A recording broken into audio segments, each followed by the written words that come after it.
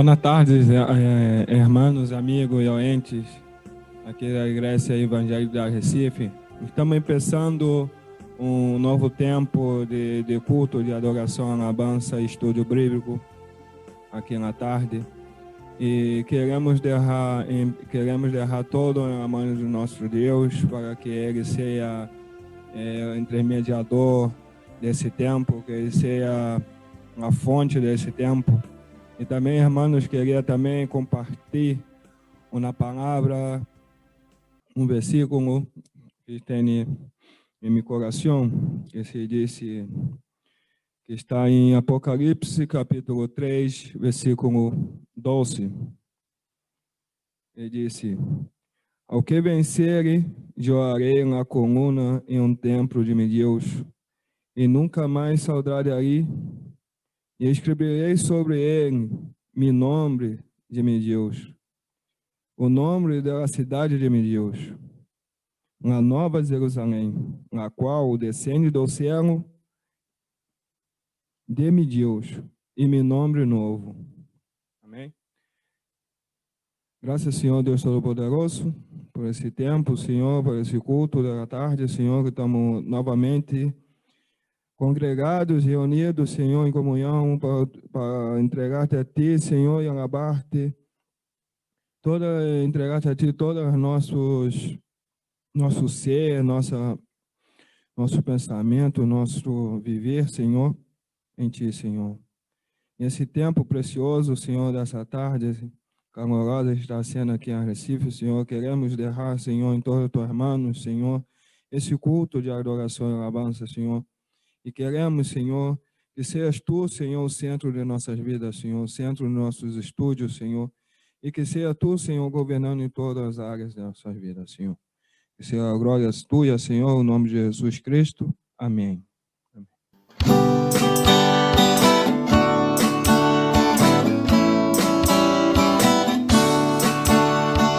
Con mis labios y mi vida te alabo, Señor, te alabo, Señor. Con mis labios y mi vida te alabo, bendito Señor. Porque Tú has sido precioso para mí, precioso para mí, precioso para mí. Porque Tú has sido precioso para mí, te alabo, bendito Señor. Con mis labios y mi vida te alabo, Señor, te alabo, Señor. Con mis labios y mi vida te alabo, bendito Señor. Porque Tú has sido precioso para mí, precioso para mí, precioso para mí. Porque Tú has sido precioso para mí, te alabo, bendito Señor.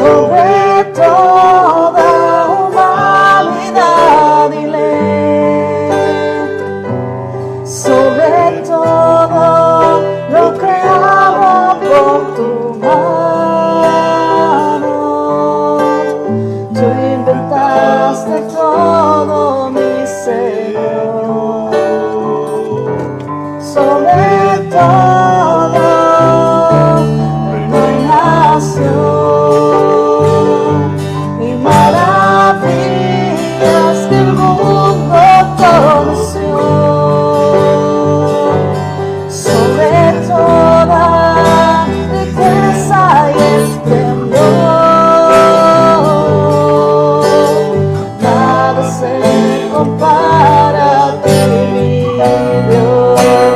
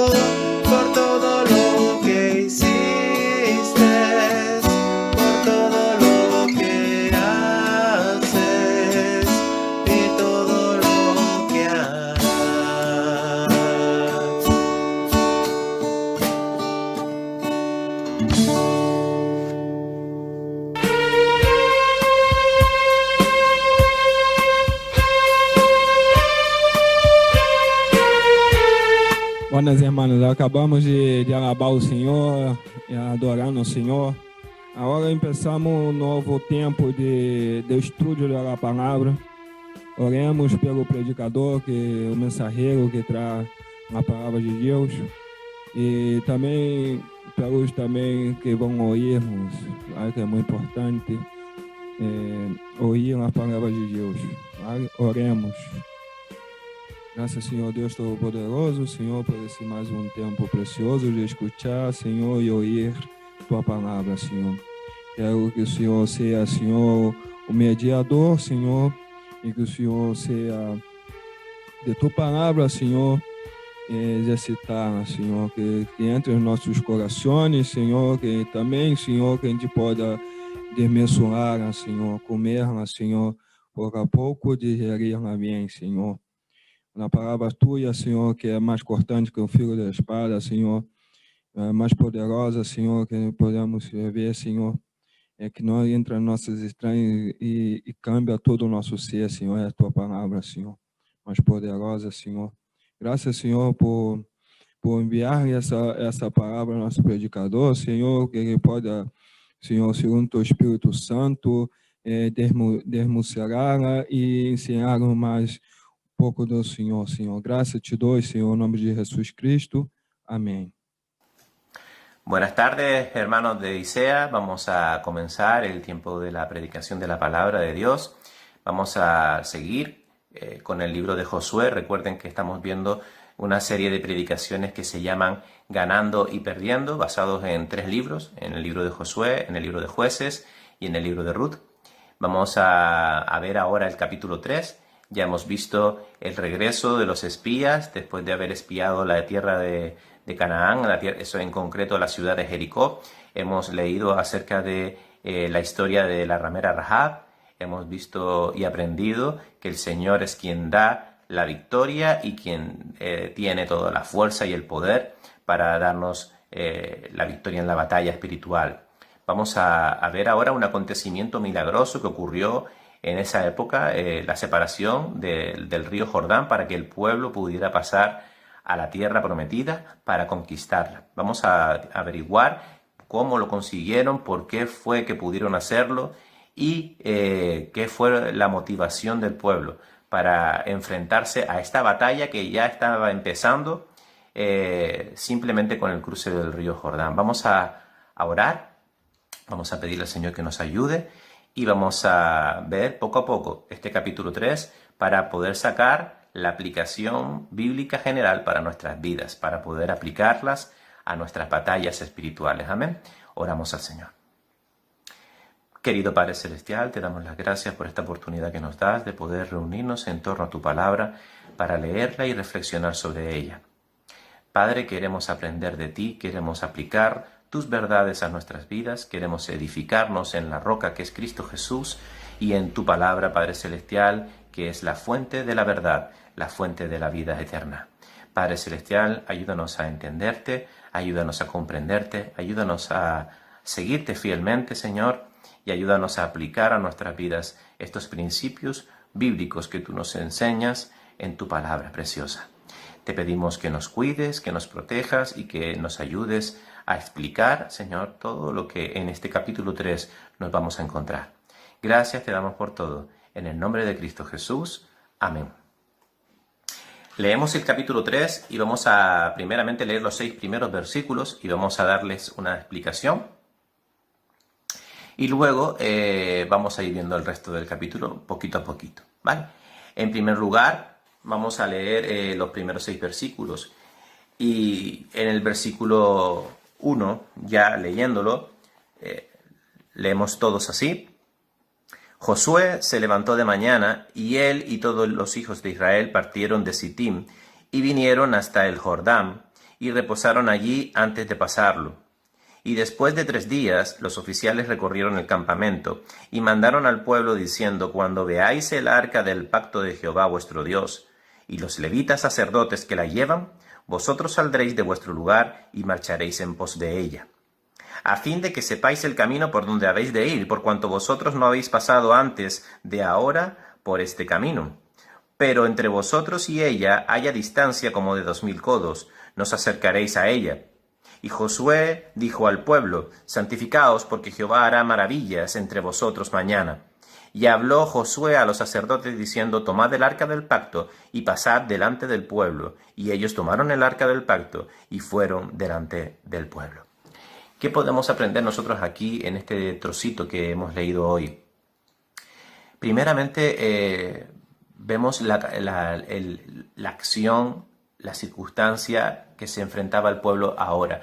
El pueblo empezaba una batalla que comenzaba cruzando el río Jordán. Y eso ya implicaba muchas dificultades. Había muchos problemas para cruzar un río. Ahora, con las tecnologías y las fórmulas que tenemos para poder enfrentarnos a las fuerzas de la naturaleza, es casi muy fácil cruzar un río hoy en día. Se crea un puente y bueno, o cogemos una barca y pasamos el río.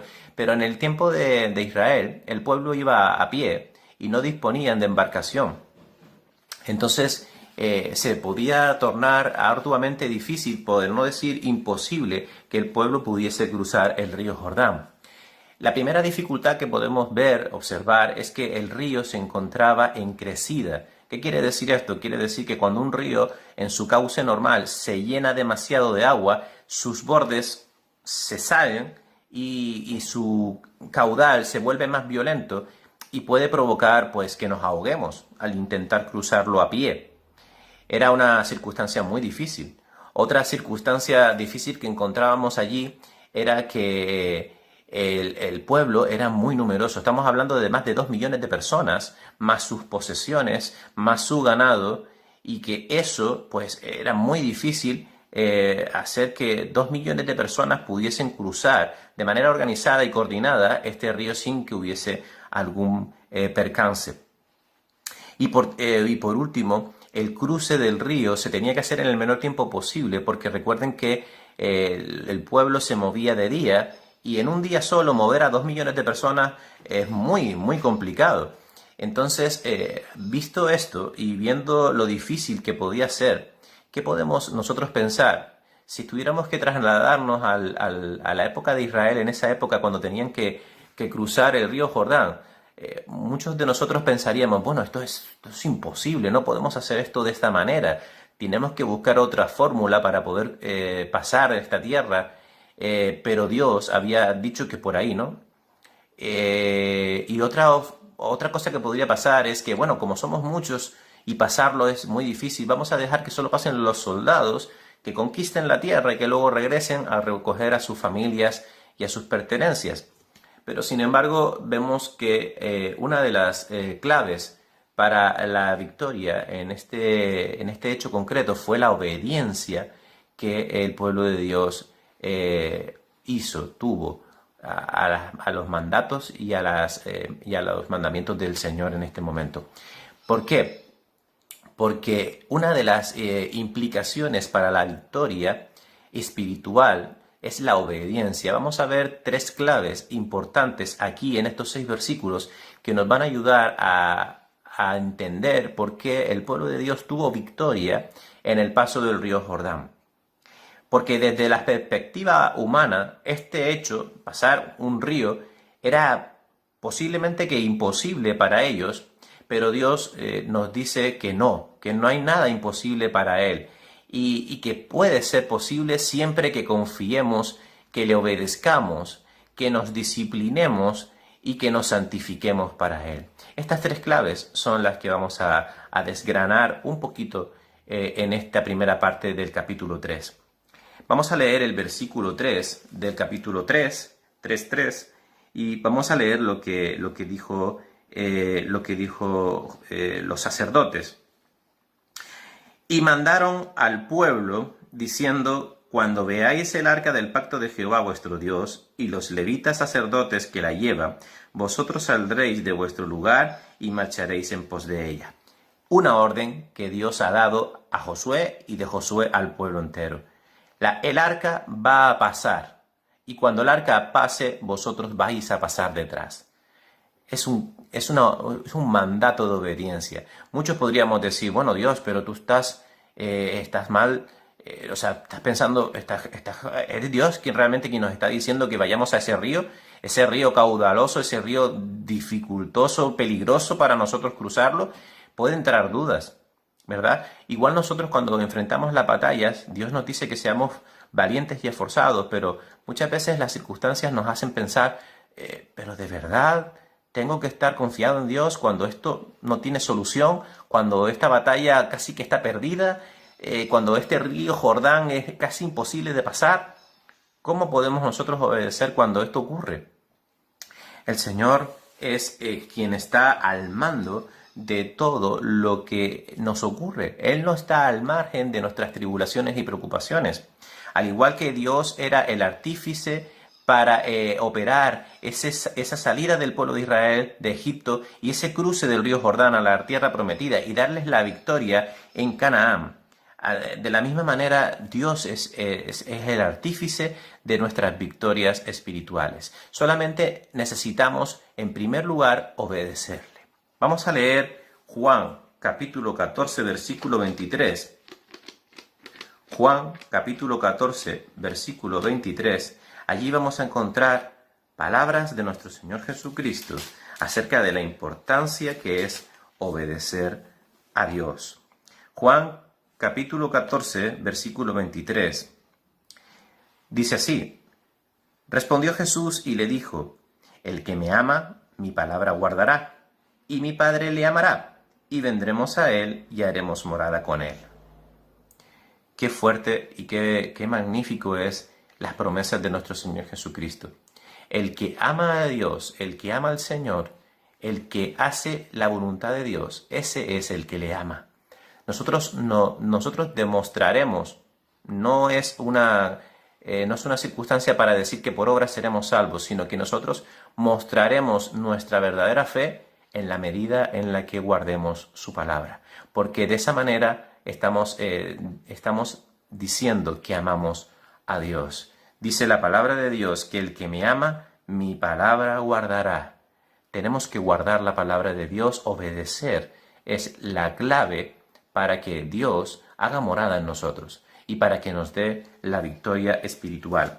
Vamos un poquito más adelante y vamos a buscar Santiago capítulo 1 versículo 22. Santiago capítulo 1 versículo 22 dice: pero sed hacedores de la palabra y no tan solamente oidores, engañándoos a vosotros mismos. Es tan sutil obedecer la palabra por religiosidad. El Señor no nos dice que la obedezcamos por religiosidad. El Señor no nos dice que seamos personas, cristianos religiosos. El Señor quiere que seamos hacedores de su palabra. Hacedores de su palabra quiere decir que la obedecemos, que la amamos, que la buscamos y que la anhelamos. Santiago capítulo 4 versículo 7 también nos dice: someteos pues a Dios, resistir al diablo y huirá de vosotros. Tenemos una complicación, tenemos problemas para obedecer la palabra de Dios. Muchos de esos problemas suele ser Satanás, que nos impide confiar y obedecer a Dios fiel y ciegamente. Es muy difícil para nosotros en este mundo de caos, en este mundo de aflicciones, de pecado, en este mundo de inseguridad, confiar en el Señor al 100%. Siempre tenemos a veces la ocurrencia de confiar en nosotros mismos y no en nuestro Señor Todopoderoso, el único que puede hacer maravillas. Y esto es el problema del ser humano y del pueblo de Israel en la historia. Vemos como ellos también dudaron muchas veces del poder de Dios. Y eso les llevó al fracaso en la batalla espiritual. Pero la obediencia se adquiere con una fórmula que pasa por medio de la disciplina. Eso lo estuvimos viendo por último, estuvimos hablando de la disciplina bíblica y de la importancia de la disciplina bíblica en nuestras vidas para poder obedecer la palabra de Dios. El secreto de una vida victoriosa implica obediencia y también disciplina. Vamos a leer otra vez, vamos a buscar el libro de Josué y vamos a leer el versículo 4 que dice: a fin de que sepáis el camino por donde habéis de ir, por cuanto vosotros no habéis pasado antes de ahora por este camino, pero entre vosotros y ella haya distancia como de 2000 codos, y no os acercaréis a ella. Disciplina a lo que Dios les estaba mandando. Dios les estaba mandando a que tuvieran la distancia entre ellos y el arca más o menos de 1 kilómetro. 2000 codos viene siendo como unos 914 metros aproximadamente, y esa era la distancia que debían de guardar con respecto al arca. Sin duda, el arca era un símbolo de la presencia y de la dirección del Señor. De esa manera, ellos reconocían que el peso de la victoria y de la batalla recaían sobre el poder de Dios representado allí en el arca de la alianza. Vemos cómo el arca misma se convirtió en la brújula del pueblo de Dios hacia el camino hacia Canaán. La presencia de Dios, el poder de Dios, es la dirección, es la brújula hacia la victoria en las batallas espirituales. La palabra de Dios es Dios hablándonos a nuestra vida. Y esta palabra de Dios es nuestra brújula en el día de hoy. Así como el arca era la brújula y las palabras que Dios hablaba a Josué y Josué al pueblo era la brújula del pueblo de Israel, ahora, hoy en día, nuestra brújula es la Biblia, la palabra de Dios. Ella es la que nos dirige hacia la Canaán celestial en nuestros tiempos actuales. El arca tenía un doble propósito. El primer propósito era proteger y guardar las 2 tablas del decálogo que Dios le había dado a Moisés. Y el segundo era representar al pueblo para que éste sintiese el liderazgo en el poder de Dios y no en su propia fuerza ni en el número de soldados que ellos pudiesen adiestrar. Era el poder de Dios el ejemplificado y simbolizado en el arca de la alianza. Así como la vara de Moisés fue el símbolo del poder de Dios a la hora de separar las aguas del mar, el arca se convierte ahora en el símbolo del poder y la fuerza, la guía y la dirección de Dios al pueblo de Israel. Y hoy en día el símbolo del poder, el símbolo y es el poder de Dios, es su verdad, es su palabra que hoy en día está con nosotros. Esta es nuestra dirección, esta es nuestra fortaleza.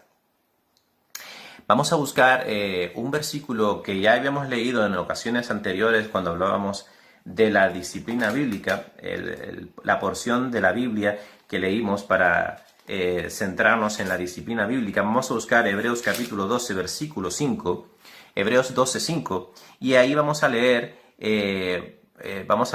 lo que Dios entiende por disciplina y lo que nosotros tenemos que entender por disciplina. Lo volvemos a enfatizar.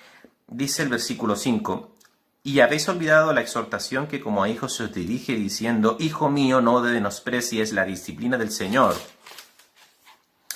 ni desmayes cuando eres reprendido por él, porque el Señor al que ama disciplina y azota a todo aquel que recibe por hijo. Si soportáis la disciplina, Dios os trata como a hijos, porque ¿qué hijo es aquel quien el Padre no disciplina? Pero si se os deja sin disciplina, de la cual todos sois participantes, entonces sois bastardos y no hijos.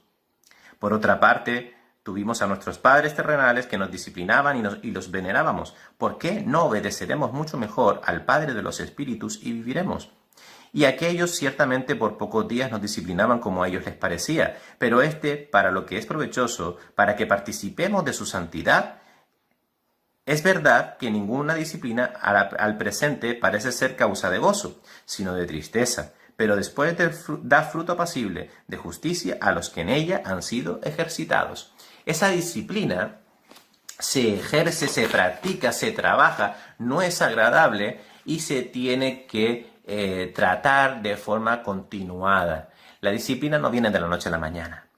Disciplinarnos en la palabra de Dios cuesta tiempo y esfuerzo y práctica, sobre todo práctica. Pero nosotros tenemos que entender que ese esfuerzo es necesario por parte nuestra para que el Señor pueda obrar las maravillas, así como Dios obró maravillas en el pueblo de Israel al cruzar el Jordán. Dios va a obrar maravillas en nuestras vidas de forma de que nosotros obedezcamos y nos disciplinemos en su palabra. Él nos va a ir dando respuesta a todos esos enigmas, a todas esas encrucijadas en las que nos encontremos en nuestras batallas espirituales. Y el último secreto de la vida victoriosa es la santidad. Fíjense qué importante es la santidad que dice la palabra de Dios. La palabra de Dios dice que sin santidad no veremos a Dios. Fíjense qué importante es la santidad para el pueblo de Dios. Fíjense qué importante. En el versículo 5, Josué le dijo al pueblo: purificaos, porque mañana Jehová hará maravillas entre vosotros. A fin de que ellos pudieran ver las maravillas de Dios, era necesario que estuvieran en una situación espiritual adecuada. Y ese es el propósito de la limpieza y de la purificación de nuestros corazones y nuestras mentes, para que podamos ver las grandezas de nuestro Dios en nuestras vidas, en nuestras aflicciones, en nuestras tribulaciones. Es necesario que nos santifiquemos, que vayamos al Señor en obediencia a pedirle perdón cada vez que fallamos. Y perdóname que te diga, hermano, pero es todos los días. Todos los días fallamos a nuestro Dios simplemente por el hecho de que no somos perfectos, simplemente por el hecho de que se nos olvidó leer la palabra, simplemente por el hecho de que no oramos en la mañana antes de salir al trabajo, simplemente por el hecho de que somos imperfectos. Es que ya tenemos que pedirle perdón a Dios, a nuestro Dios, porque Él es el perfecto. Vamos a buscar rápidamente 2 Corintios capítulo 7. Nos va a hablar de la santidad. Seguimos hablando de la santidad y buscamos 2 Corintios capítulo 7 versículo 1. 2 Corintios capítulo 7 versículo 1. Versículo 1, sí.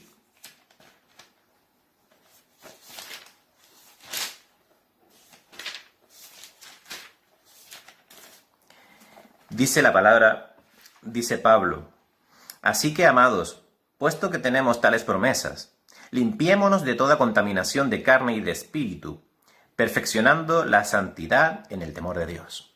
En el temor de Dios significa en la obediencia a Dios.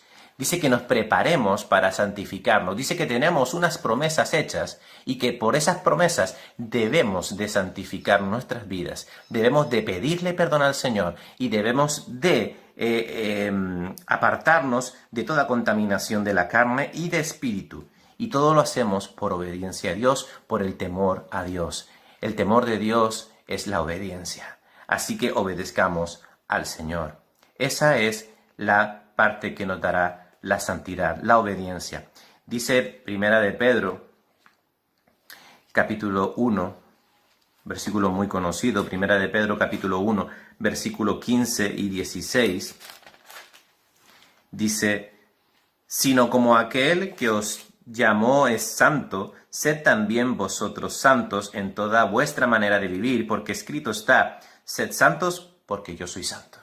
Y si Dios nos está diciendo, sed santos, tenemos que buscar la santificación. Y la santificación comienza confesando nuestros pecados al Señor, pidiéndole su dirección, su cuidado, su protección, su guía, su poder, para que podamos cumplir en nuestras vidas lo que Él quiere para nosotros.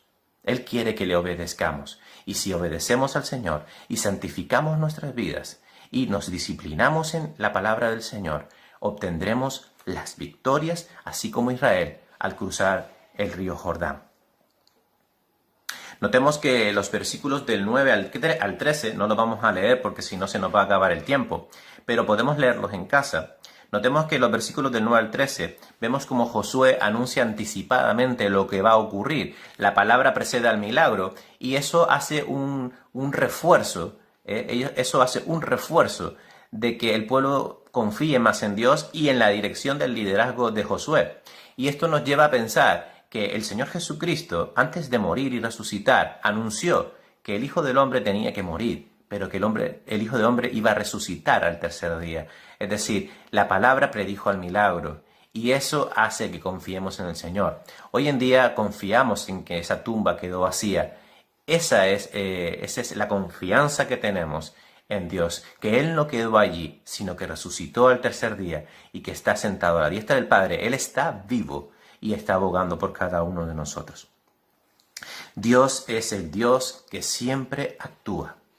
El pueblo de Dios entendió que Él es el Dios que actúa en el momento justo, no antes ni después. Él llega en el momento justo. En nuestras batallas, en nuestras tribulaciones, Él llega a tiempo para darnos la victoria. Él siempre entra en una forma oportuna. Hermanos, los versículos del 14 al 17, vamos a leerlos. El libro de Josué, recordemos que estamos en el libro de Josué, capítulo 3, versículos, ahora vamos a leer del 14 al 17. Dice así: y aconteció cuando partió el pueblo de sus tiendas para pasar el Jordán, con los sacerdotes delante del pueblo llevando el arca del pacto, cuando los que llevaban el arca entraron en el Jordán, y los pies de los sacerdotes que llevaban el arca fueron mojados a la orilla del agua, porque el Jordán suele desbordarse por todas sus orillas todo el tiempo de la siega, que las aguas que venían de arriba se detuvieron como en un montón bien lejos de la ciudad de Aram, que está al lado de Zaratán, y que descendía al mar de Araba y al mar Salado. Se acabaron y fueron divididas, y el pueblo pasó en dirección a Jericó. Mas los sacerdotes que llevaban el arca del pacto de Jehová estuvieron en seco, firmes en medio del Jordán, hasta que todo el pueblo hubo acabado de pasar el Jordán, y todo Israel pasó en seco. Vemos como el milagro se ha cumplido. Vemos como que el pueblo de Dios ha pasado. Hemos visto que el río Jordán se ha separado, que han podido pasar todos de la manera milagrosa que Dios ya había anunciado al pueblo por medio de Josué. Hermanos, ¿y qué podemos aprender nosotros aquí? ¿Qué podemos aprender nosotros de estos pocos versículos que hemos leído ahora? Recordemos que Dios es un Dios sobrenatural y es un Dios de orden. En estos dos conceptos vamos a terminar este tiempo de predicación. Recordemos que Dios es un Dios sobrenatural y es un Dios de orden. Y podemos ver cómo de manera sobrenatural el río ha sido dividido en dos. Y hemos visto cómo el poder de Dios ha sido simbolizado a través del arca y de las órdenes concretas que Dios ha dado. Y que el milagro se ha obtenido por la obediencia, la disciplina y la santificación del pueblo. No porque el pueblo haya provocado que Dios haya hecho el milagro, sino que el pueblo ha obedecido, y esa era la condición que Dios estaba dando y nos da a nosotros hoy en día para que sus milagros ocurran en nuestras batallas espirituales. Ahora, me gustaría entrar en un aspecto porque quiero echar por tierra todo pensamiento simplista acerca de el asunto del milagro del río Jordán, así como el asunto también del milagro del Mar Rojo. Estos acontecimientos no son ficticios, no son historias que el pueblo hebreo creaba para aumentar o fortalecer la fe de los creyentes del pueblo de Dios. Esto ocurrió y ocurrió de verdad. Y gracias a una recopilación histórica que voy a relatar ahora, podemos ver que, aunque esto puede ocasionar un poco de... A ver cómo me explico. No quiero relatar un relato histórico que un investigador escribió, pero no quiero que con ello minimicemos el poder sobrenatural de Dios. No es mi intención. Mi intención al relatar este evento es que entendamos que esto es posible y que más posible es cuando Dios es el que tiene el control de todo. Voy a hacer lectura de ese acontecimiento histórico. Relata un historiador árabe que describió que en el año 1267 a.C., cerca de la ciudad de Jordán, se produjo un terremoto que derrumbó una luz de tierra que provocó que el cauce del río se detuviera durante 20 horas. Esto ocurrió en ese año narrado por ese historiador árabe que hemos leído. Pero ahora quiero que me sigas con cuidado, porque yo ya he dicho que esto ha ocurrido, ha habido un terremoto, se ha caído una luz de tierra y ha parado el río. Esto no quiere decir que el poder de Dios se limite y que esto haya sido fruto de la casualidad o que haya sido una historia inventada, todo lo contrario. Esto lo que nos da a entender es que si es posible, Dios lo puede provocar, Dios lo puede hacer y Dios puede tomar la manera que le plazca para hacer su voluntad. Y eso es lo que ocurrió en ese momento. El relato narrado en Josué fue orquestado, predicho y cumplido por Dios en el momento justo del paso del pueblo de Israel por el río Jordán. No aprovecharon una casualidad que ocurrió y pasaron. No. El Señor lo dijo de antemano, lo dijo de hace tiempo de que ocurriesen los hechos, y justo el día que se dijo, ocurrió. Eso solo puede ocurrir, eso solo puede pasar cuando lo que se va a hacer, el milagro en concreto, está controlado por la acción sobrenatural de Dios. No se puede predecir un hecho fortuito. Solamente Dios tiene el poder de poder hacer las cosas conforme a su voluntad, en el momento adecuado, en el momento justo, con su poder. Esto lo que nos da a entender es que es un hecho, no es ficticio. Esto que ocurrió fue un hecho, no fue ficticio, y nos dice que es un hecho obrado única y exclusivamente explicado de forma satisfactoria por medio de que la milagrosa mano del Señor estuvo allí. Solo se puede dar una explicación veraz, solo se puede dar una explicación satisfactoria entendiendo que fue Dios quien en ese momento justo, concreto, separó las aguas del río Jordán. Hermanos, podemos ver también cómo Dios reafirma el liderazgo de Josué. No olvidemos que aparte de los milagros que Dios hace en nuestras batallas espirituales, Dios pone líderes en nuestras iglesias para liderar al pueblo de Israel. No olvidemos que ellos están a cargo de la grey, ellos están a cargo de la iglesia, de las ovejas. Prestémosle atención y obediencia a las enseñanzas y a los mandatos que los líderes de nuestras iglesias nos están dando continuamente, porque son enviados por Dios. Dios los ha puesto en nuestra iglesia para guiar a su pueblo. Hagamos caso también a nuestros líderes. Así como Dios puso a Josué para que el pueblo lo obedeciera, así también nosotros obedezcamos a nuestros pastores y ancianos. Amén.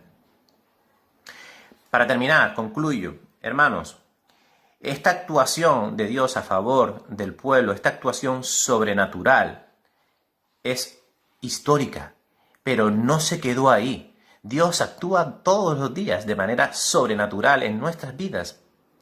Él solo busca 3 cosas: obediencia, disciplina y santidad. Esas son las 3 herramientas que Dios nos usa, que Dios nos da para que nosotros podamos obtener las victorias en nuestras batallas espirituales. Y ojo, no quiero decir que se cumplan los caprichos de nuestras cabezas, de nuestras mentes, porque conozcamos y reconozcamos que Dios es quien tiene la soberana voluntad en sus vidas. No quiere decir esto que voy a eludir la muerte continuamente y que viviré para siempre. No quiere decir que me voy a hacer rico terrenalmente hablando. No quiere decir que voy a tener la casa de mis sueños.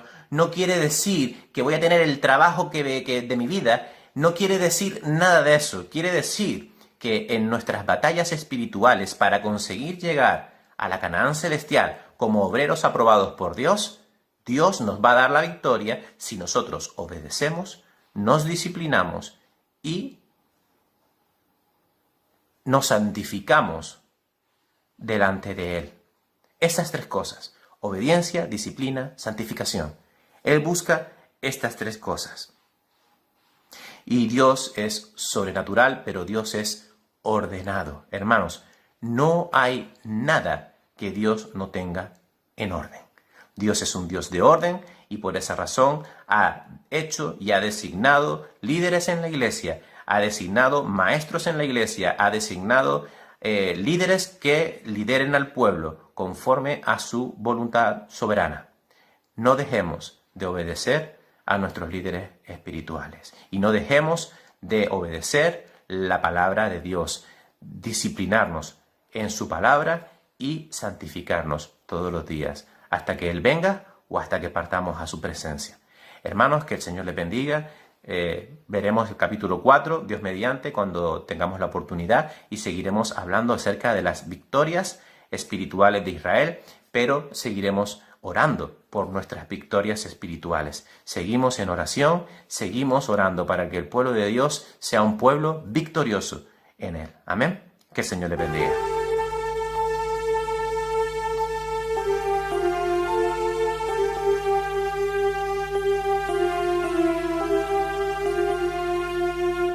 Olá, hermanos, novamente hemos já alabado o Senhor, já hemos já escutado a sua palavra. Agora vamos entrar num tempo de saludação e para finalizar o culto. Vale? Vamos orar, vale? E entregar a Deus toda a nossa semana e que toda a semana podemos também, nos nossos trabalhos, na casa, glorificar a Deus. Vale? Amém. Glória a Deus Todo-Poderoso, Senhor do céu e da terra, o Senhor que é magnífico, Senhor, tua palavra, Senhor, é mais importante, Senhor, teu culto, tua alabança, Senhor, todo isso, Senhor, fazemos para ti, Senhor, de todo o nosso coração, Senhor. Ó Senhor, estamos terminando o culto, Senhor, pelo nome de tua presença, Senhor. Queremos que tu, Senhor, encargue também, Senhor, de nossa semana, de nosso trabalho, Senhor, nosso dia a dia, diário, Senhor, cada hora, cada instante, Senhor. Nos ajuda, Senhor, a estar mais embranquecido, mais limpo, Senhor, mais santos da tua presença, Senhor, que podemos representar a Ti, Senhor, aos demais, ao mundo, Senhor. E que podemos, Senhor, ser uma palavra viva, Senhor. A palavra que do Senhor que nos possui para nós outros, Senhor. Ministrar, Senhor. Graças te dou, Senhor, em nome de Jesus Cristo. Amém.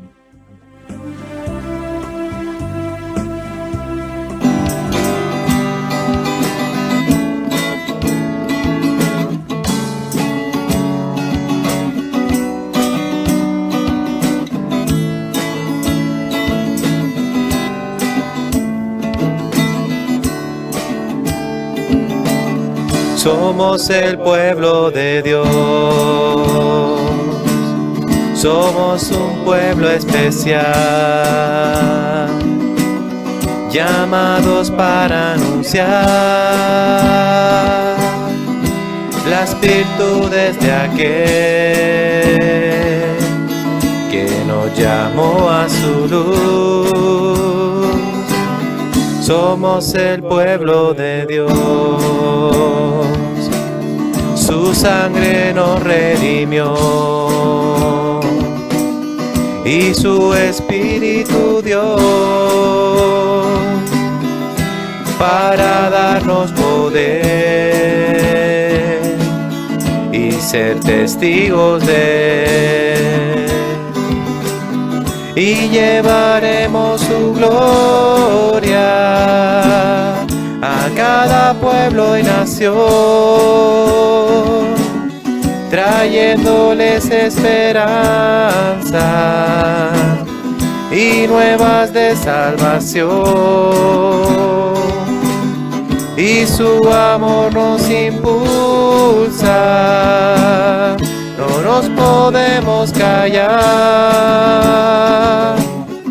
Anunciaremos al mundo de su amor y bondad. Somos el pueblo de Dios, somos un pueblo especial, llamados para anunciar las virtudes de aquel que nos llamó a su luz.